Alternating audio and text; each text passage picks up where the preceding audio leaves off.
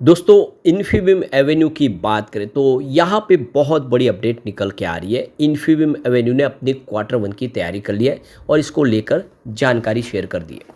अब Infibeam Avenue जिसका business बहुत ही शानदार है, कंपनी आर्टिफिशियल इंटेलिजेंट के ऊपर काम करती है और कंपनी का पेमेंट एग्रीगेटर का बिजनेस है, हर तरह की डिजिटल सेवाएं देती है। लेकिन शेयर की प्राइस बहुत नीचे आ गई है। क्या आने वाले समय इन्फीबीम एवेन्यू कमाल करेगा? दूसरी तरफ अगर हम साला से टेक्नो इंजीनियरिंग की बात करें तो कंपनी का डाइवर्सिफाइड पोर्टफोलियो बहुत ही शानदार बिजनेस है। Company telecom sector, railway sector और यहाँ तक कि रिन्यूएबल सेक्टर में भी काम करती है, लेकिन शेयर की प्राइस तो सिंगल डिजिट में आ गई है। क्या आने वाले समय साला से टेक्नो इंजीनियरिंग फिर बेहतर करेगा?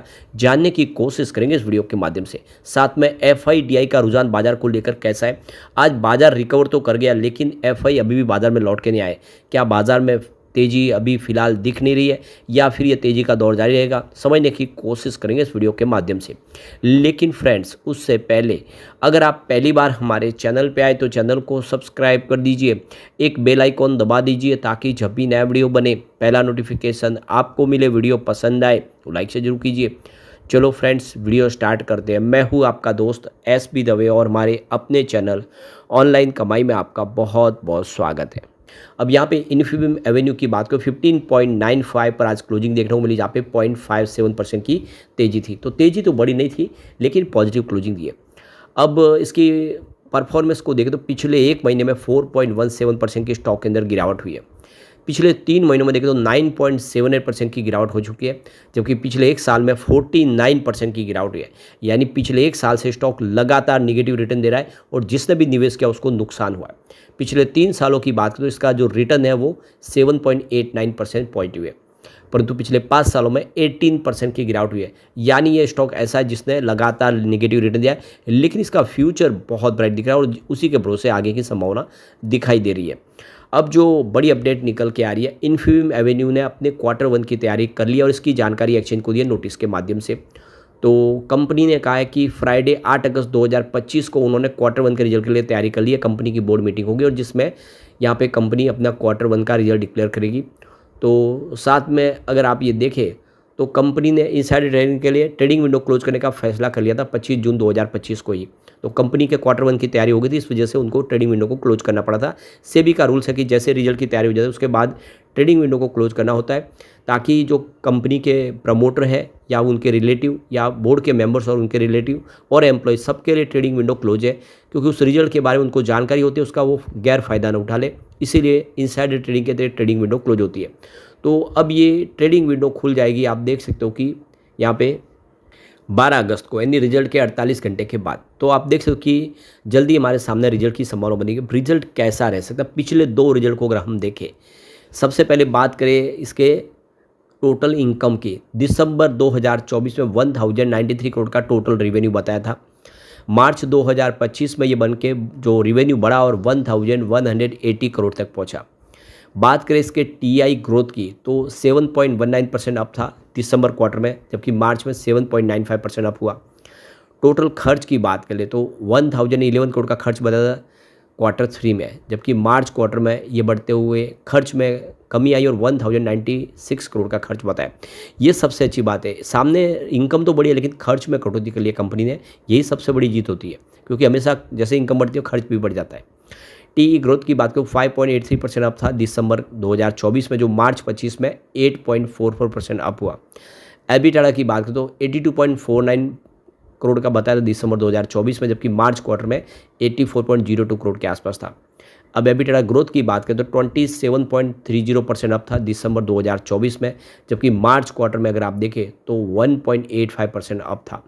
अब बात करें प्रॉफिट आफ्टर टैक्स की तो 62.40 करोड़ का प्रॉफिट आफ्टर टैक्स बताया था दिसंबर क्वार्टर में, यानी क्वार्टर 3 में, जबकि मार्च में ये प्रॉफिट में कमी आई, 49.10 करोड़ का प्रॉफिट बताया।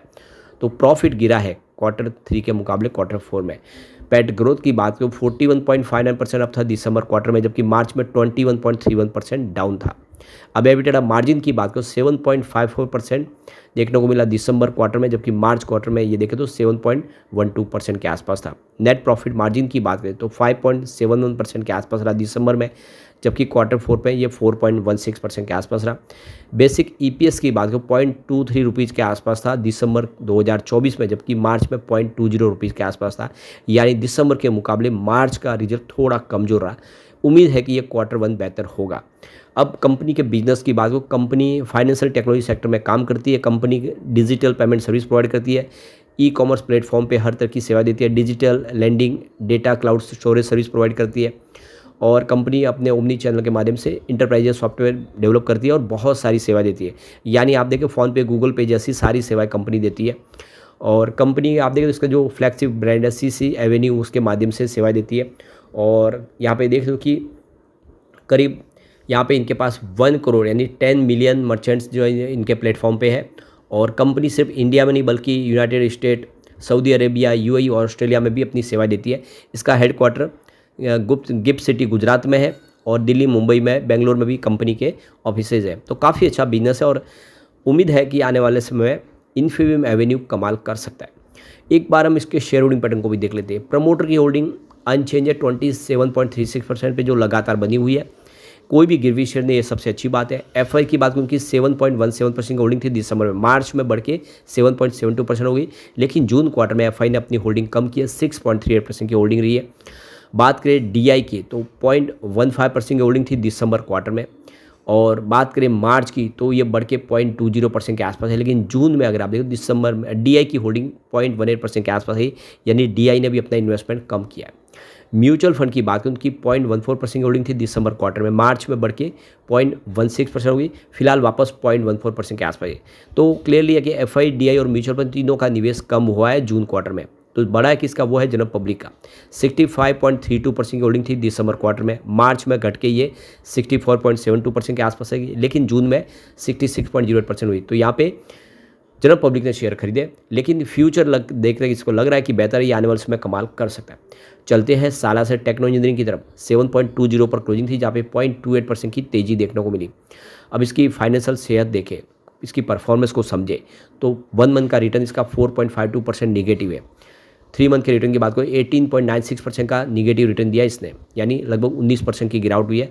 और 1 ईयर का रिटर्न तो 60.22% डाउन है, यानी 60% की भारी भरकम गिरावट है। स्टॉक बहुत ज़्यादा कमज़ोर साबित हुआ है, लेकिन पिछले 3 सालों में इसने 43% का अच्छा खासा रिटर्न दिया है।